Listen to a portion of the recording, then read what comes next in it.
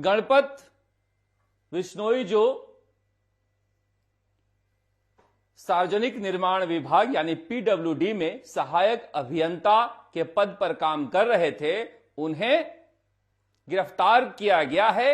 JEN भर्ती परीक्षा में लीक पेपर को पढ़कर पास कर इंजीनियर की नौकरी पाने के आरोप में।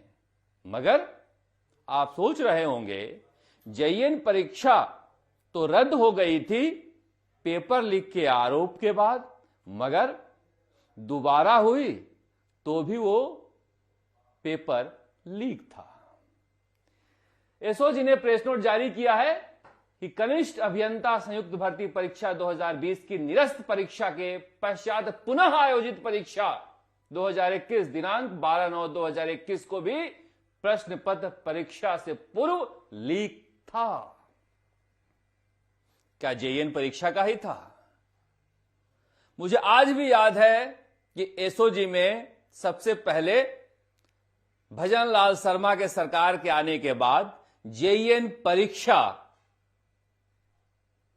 के बारे में पेपर लीक को लेकर पता चला था और इसकी जांच में ही सब इंस्पेक्टर भर्ती परीक्षा 2021 खुला था, मगर यह नेपथ्य में चला गया था। इसकी कहानी कभी और सुनाएंगे, क्योंकि दोनों ही परीक्षाओं में जो अधिकारी बजरंग सिंह इन दोनों ही परीक्षाओं का खुलासा किए थे, वो एसओजी से तुरंत कुछ दिन बाद ही 5-10 दिन हुए होंगे रवाना कर दिए गए थे। उसकी चर्चा कभी और करेंगे, मगर जो खुलासे हुए हैं उन खुलासों में यह पता लग रहा है कि रेवड़ियों की तरह बटे थे जेईएन के पेपर।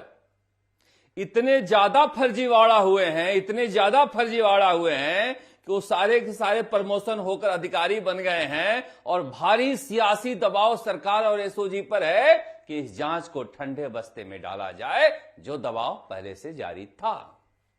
अब ये भजनलाल शर्मा की सरकार ने सब इंस्पेक्टर भर्ती परीक्षा की तरह मामला खोल तो दिया है, मगर अशोक गहलोत की पोल पूरी तरह से खुल पाएगी क्या?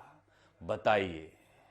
अशोक गहलोत जो कहते थे कि पेपर लीक होने के बाद हमने परीक्षा रद्द की है, गहलोत साहब दोबारा आयोजित करते थे, उसके पेपर भी लीक होते थे। इसलिए कि जो गोपनीय शाखा बनाते थे, उस गोपनीय शाखा में ही चोर बैठाए जाते थे।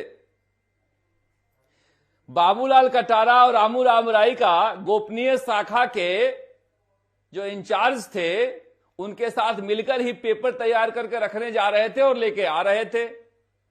रामकृपाल मीणा और प्रदीप परासर, डीपी जारोली, ये सब शिक्षा संकुल में गोपनीय शाखा के इंचार्ज ही थे, जहां से रीट का पेपर गायब हुआ था। और कर्मचारी चयन बोर्ड में भी जो खुलासे होने जा रहे हैं, गोपनीय शाखा से ही सब गायब होता था।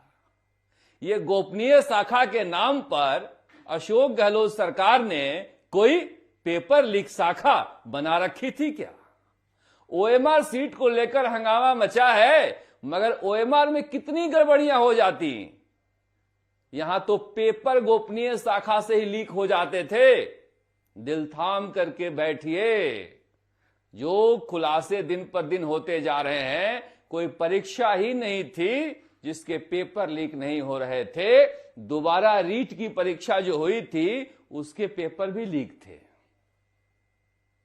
डीपी जारोली को आप खोज नहीं रहे हैं, जिसने प्रेस कॉन्फ्रेंस करके कहा था कि पेपर लीक हो गया तो मैं जीवन भर की कमाई सौंप दूंगा सरकार को, या फिर किरोड़ीलाल मीणा इस्तीफा दे दें। पता नहीं डीपी जारोली कहां गायब हो गए, बीएल जाटावत भी कहां गायब हो गए।